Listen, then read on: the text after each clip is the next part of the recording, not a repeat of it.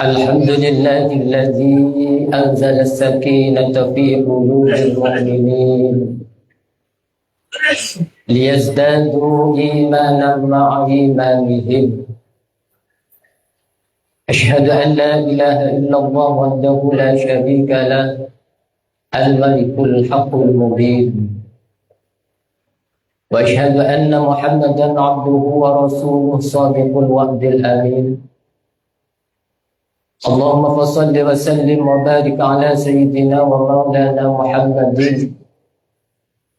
خاتم الأنبياء وإمام المرسلين وعلى آله وأصحابه المجاهدين الطاهرين ومن تبعهم بإحسان إلى يوم الدين. أما بعد، فيا أيها الإخوان، أوصيكم ونفسي بتقوى الله وطاعته لعلكم تتقون. فقد قال الله تعالى في محكم كتابه الكريم وهو أصدق القائلين: أعوذ بالله من الشيطان الرجيم. يا أيها الذين آمنوا اتقوا الله ولتنظر نفس ما قدمت لغد واتقوا الله إن الله خبير بما تعملون. صدق الله العظيم وصدق رسول النبي الكريم، ونحن على ذلك من الشاهدين والشاكرين والحمد لله رب العالمين. Hadirin jamaah Jumat rahimakumullah.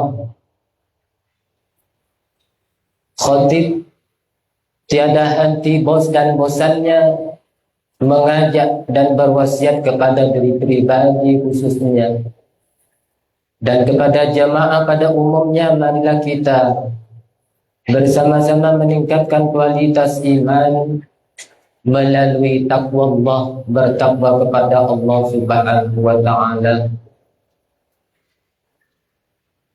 agar supaya kita menjadi orang selamat beruntung, orang yang mulia di sisi Allah Subhanahu wa Ta'ala, sebagaimana firman Allah, inna akramakum indallahi atqakum.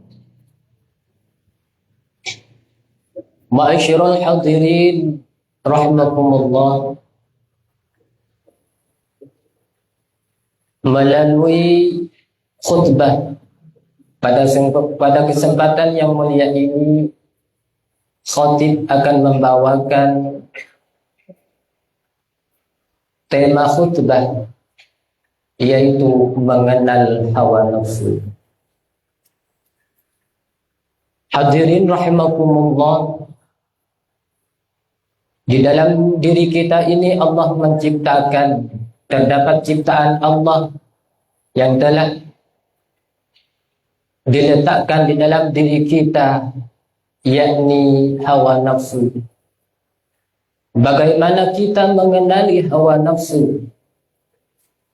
Allah Subhanahu wa Ta'ala telah menggambarkan, menjelaskan di dalam Al-Quran bahwa nafsu yang dijelaskan dalam Al-Quran sebagai pokok adalah ada 3 tingkatan, yakni nafsu ammarah, nafsu lawwamah, dan nafsu mutmainnah. Sedangkan menurut ilmu tasawuf, ulama tasawuf membagi nafsu ini terdapat 7 bagian, dan tambahan dari Al-Quran inilah tidak lepas dari ketiga pokok nafsu yang telah dijelaskan dalam Al-Quran. Yang pertama adalah nafsu ammarah, yaitu jiwa yang mengajak atau mendorong, selalu mendorong keburukan, kemaksiatan, dan menuruti hawa nafsu. Lahu syahwat syaitan, lahu syahwat dan haiwan, yakni marah, iri, dengki, dan serakah. Nafsu yang kedua adalah nafsu lawwamah, yang berasal dari makna nafsu yang banyak mencela. Nafsu lawwamah ialah jiwa yang mulai sadar dan suka mencela dirinya dan menyesali perbuatan diri sendiri. Nafsu yang ketiga adalah nafsu mulhammah, yakni jiwa yang mendapatkan ilham dari Allah Subhanahu wa taala untuk membedakan mana antara jalan kebaikan dan jalan keburukan. Yang keempat adalah nafsu mutmainnah, yang mana nafsu mutmainnah ini adalah jiwa yang tenang, yang gemar berbuat ibadah kepada Allah Subhanahu wa taala. Nafsu yang kelima adalah nafsu radiyah. Nafsu yaitu jiwa yang ridha, menerima dan puas senang atas qada dan qadarnya Allah Subhanahu wa taala tanpa mengeluh. Nafsu yang keenam adalah nafsu mardiyah. Nafsu mardiyah ini adalah jiwa yang diridai oleh Allah Subhanahu wa taala dan menyenangkan hati orang lain serta menyenangkan Sang Pencipta. Nafsu radiyah dan mardiyah ini adalah sebagai cabang daripada nafsu mutmainnah. Nafsu radiyah dan mardiyah inilah yang dimiliki oleh hamba-hamba Allah khairul bariyah, sebaik-baik khalifah di muka bumi ini. Sebagaimana dalam potongan ayat di akhir surah Al-Fajr, ya ayyatuhan nafsul mutmainnah irji'i ila radiyatan mardiyah fadkhuli fi ibadi wadkhuli jannati. Dan merekalah nafsu yang ridha dan diridai oleh Allah Subhanahu wa taala. Merekalah hanya orang yang bertakwa, yang takut kepadanya Allah. Radhiyallahu anhum wa radu'an. Allah meridai mereka dan mereka pun ridha terhadap qada dan ketentuan Allah Subhanahu wa taala. Sedangkan nafsu yang terakhir adalah nafsu kamilah, yang mana nafsu inilah jiwa yang sempurna, termasuk tingkatan para nabi dan para aulia yang memiliki sifat ketuhanan. Di antara sifat-sifat Allah Subhanahu wa taala ia melekat dalam diri mereka sehingga jiwa mereka, nafsu mereka mencapai tingkatan nafsu kamilah. Ma'asyiral muslimin wa zumratal mu'minin rahimakumullah. Lalu pertanyaannya, bagaimana salah satu cara kita agar nafsu kita yang buruk menjadi lemah dan nafsu yang baik menjadi kuat?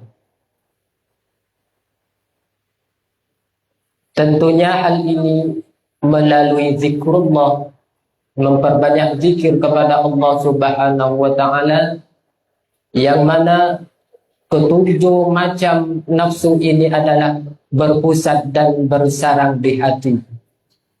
Hati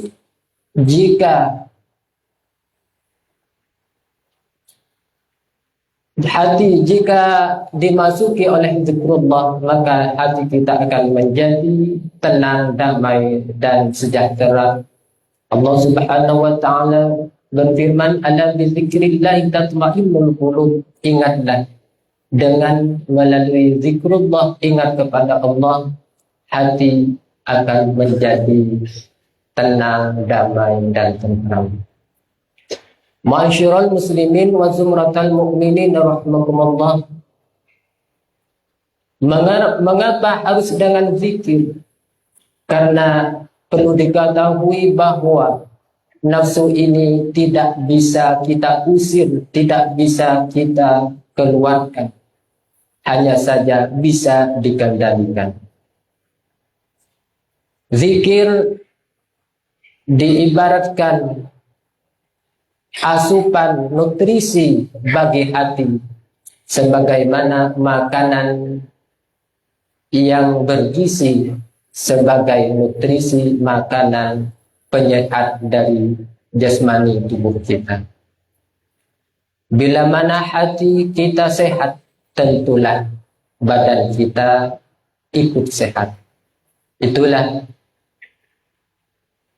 titik akhir daripada pengendalian dan tata cara pengendalian hawa nafsu kita, salah satunya melalui zikrullah, berzikir kepada Allah Subhanahu wa ta'ala.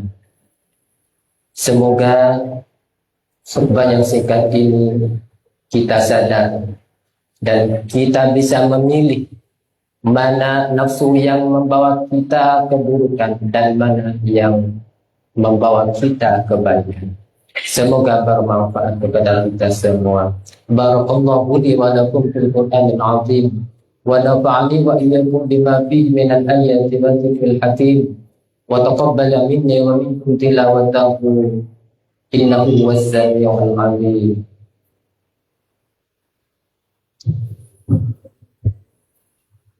Allahumma salli ala sayyidina wa maulana wa sayyidina Muhammad.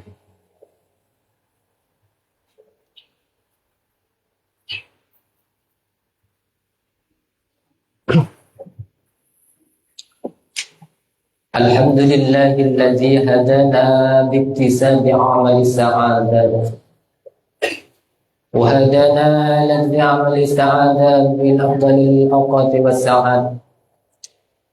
أشهد أن لا إله إلا الله وحده لا شريك له رب الأراضين والسماوات وأشهد أن محمدا عبده ورسوله أي المؤيد بأفضل الآيات والمعجزات.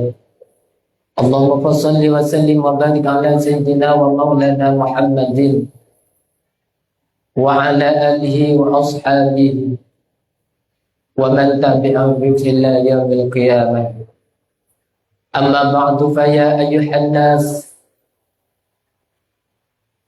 أوصيكم ونفسي بتقوى الله واعلموا وحذروا على الطاعة حضور الجمعة والجماعات واعلموا أن الله أمركم بأمر بدأ فيه بنفسه وثنى بملائكة القدس فقال تعالى ولم يزل قائلا عليما إن الله وملائكته يصلون على النبي يا أيها الذين آمنوا صلوا عليه وسلموا تسليما. اللهم صل على محمد وعلى آل محمد وارض اللهم عن الخلفاء الراشدين الذين قضوا بالحق وكانوا يعدلون أبي بكر وعمر وعثمان وعلي والستة المتممين للعشرة الكرام وعن سائر أصحاب نبيك أجمعين وعن التابعين وتابع التابعين ومن تبعهم بإحسان إلى يوم الدين آمين. اللهم أعز الإسلام والمسلمين وأهلك الكفرة والمشركين وأعل كلمتك إلى يوم الدين. اللهم آمنا في دورنا وأصلح ولاة أمورنا واجعل اللهم ولاية من خافك واتقاك. اللهم اغفر للمؤمنين والمؤمنات والمسلمين والمسلمات الأحياء منهم والأموات برحمتك يا واهب العطية. اللهم أعنا على ذكرك وشكرك وحسن عبادتك. ربنا آتنا في الدنيا حسنة وفي الآخرة حسنة وقنا عذاب النار. عباد الله إن الله يأمر بالعدل والإحسان وإيتاء ذي القربى وينهى عن الفحشاء والمنكر والبغي يعظكم لعلكم تذكرون فاذكروا الله العظيم يذكركم واشكروه على نعمه يزدكم واسألوه من فضله يؤتكم ولذكر الله أعز وأجل وأكبر أقيموا الصلاة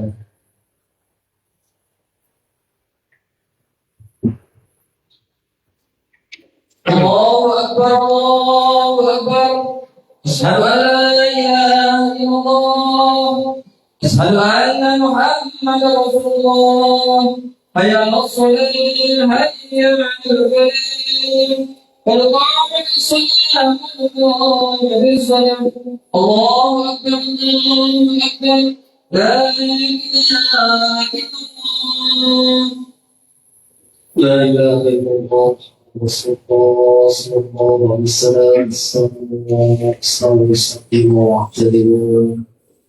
Mari rapatkan luruskan saf. أعوذ بالله من الشيطان الرجيم بسم الله الرحمن الرحيم بسم الله الرحمن الرحيم الله أكبر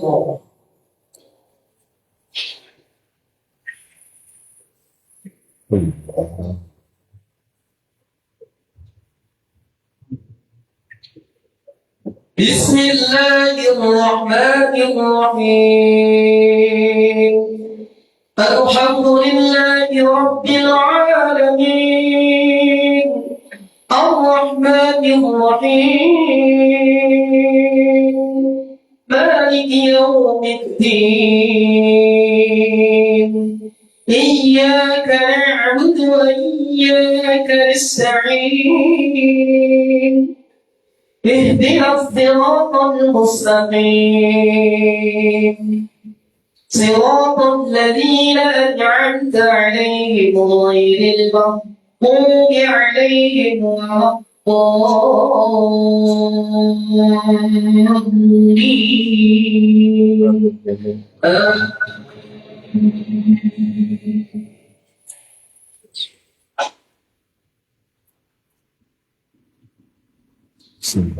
يا أيها الذين آمنوا إذا نودي للصلاة من يوم الجمعة فاسعوا إلى ذكر الله وذروا البيع ذلكم خير لكم إن كنتم تعلمون فإذا قضيت الصلاة فانتشروا في الأرض وابتغوا من فضل الله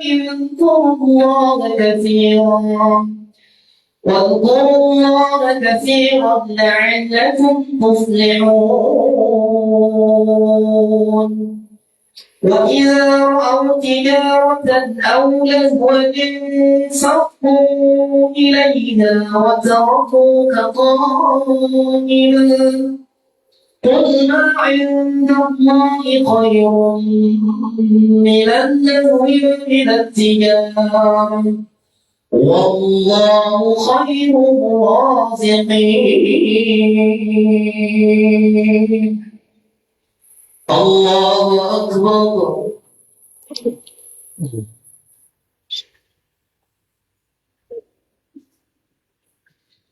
سمع الله لمن حمده الله أكبر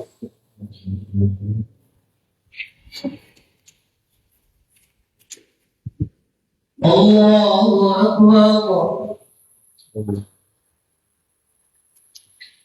الله أكبر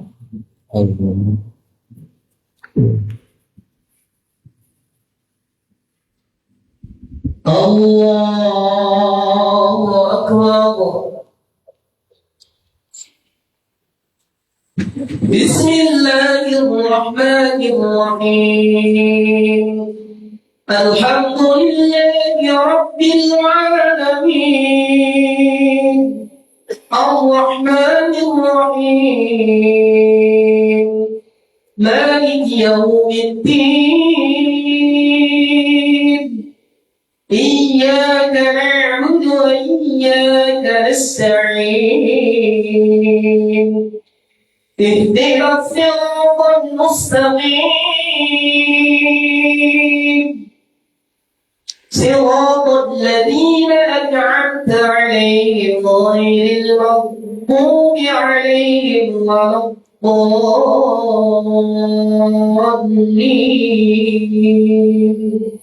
آمين.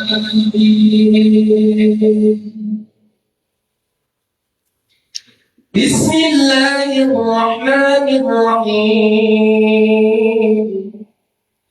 ألم نشرح لك صدرك ووضعنا عنك وزرك الذي أنقض ظهرك ورفعنا لك ذكرك فإن مع العسر يسرا إن مع العسر يسرا فإذا فرغت فانصب وإلى ربك فارغب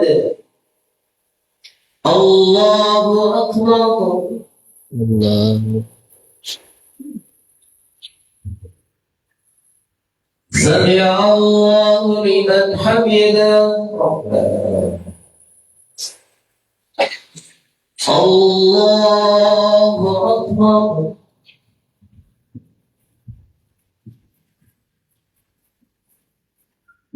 الله أكبر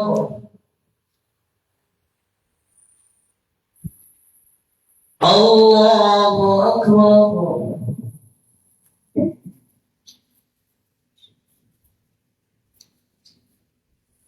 الله أكبر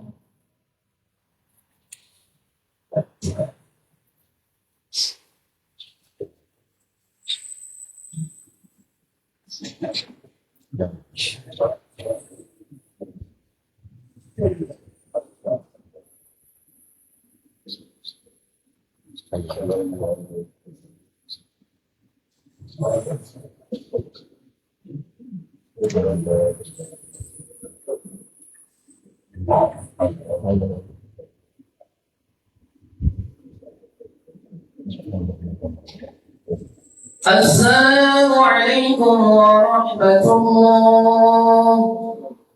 السلام عليكم ورحمة الله. أستغفر الله العظيم الذي لا إله إلا هو الحي القيوم وأتوب إليه. أستغفر الله العظيم الذي لا إله إلا هو الحي القيوم وأتوب إليه. أستغفر الله العظيم الذي لا إله إلا هو الحي القيوم وأتوب إليه. أستغفر الله العظيم الذي لا إله إلا هو الحي القيوم وأتوب إليه. لا إله إلا الله وحده لا شريك له له الملك وله الحمد يحيي ويميت وهو على كل شيء قدير. لا إله إلا الله وحده لا شريك له له الملك وله الحمد يحيي ويميت وهو على كل شيء قدير. لا إله إلا الله وحده لا شريك له له الملك وله الحمد يحيي ويميت وهو على كل شيء قدير. اللهم اهدنا إلى النار اللهم اهدنا إلى النار اللهم اهدنا إلى النار. اللهم السلام السلام إليك يا السلام صحينا ربنا بالسلام ونخف جنة دار السلام سلامت ربنا وتعاليت يا ذا الجلال والإكرام.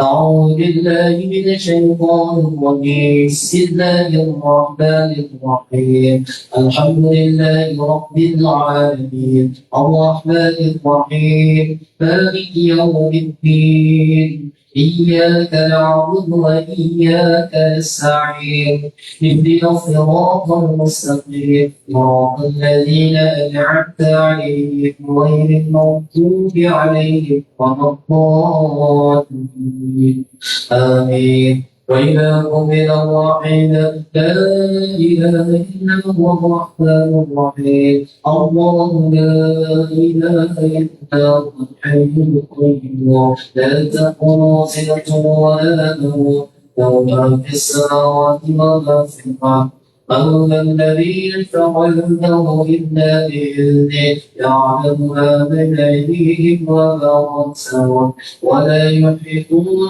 بشيء من علمه إلا بما شاء وسع كرسيه السماوات والأرض ولا يؤوده حفظهما وهو العلي العظيم بسم الله الرحمن الرحيم اللهم صل على سيدنا محمد وعلى رسول الله أجمعين والحمد لله رب العالمين الشاكرين حمد العالمين حمدا يوافي نعمه ويكافئ رصيدا يا ربنا نحبك ما ينبغي جلال وجهك الكريم وعظيم سلطانك ربنا لا تزغ قلوبنا بعد إذ هديتنا وهب لنا من لدنك إنك أنت الوهاب ربنا هب لنا من أزواجنا وذرياتنا قرة أعين واجعلنا للمتقين إماما ربنا اغفر لنا ولوالدينا ولجميع المسلمين والمسلمات والمؤمنين والمؤمنات إلههم أكبر اللهم أعنا على ذكرك وشكرك وحسن عبادتك ربنا ظلمنا أنفسنا وإن لم تغفر لنا وارحمنا لنكونن من الخاسرين ربنا آتنا في الدنيا حسنة وفي الآخرة حسنة وقنا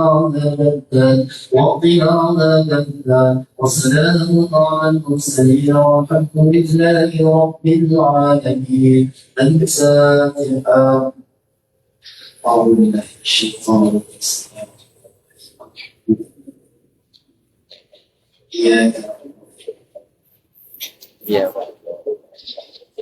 اللهم صل على محمد يا رب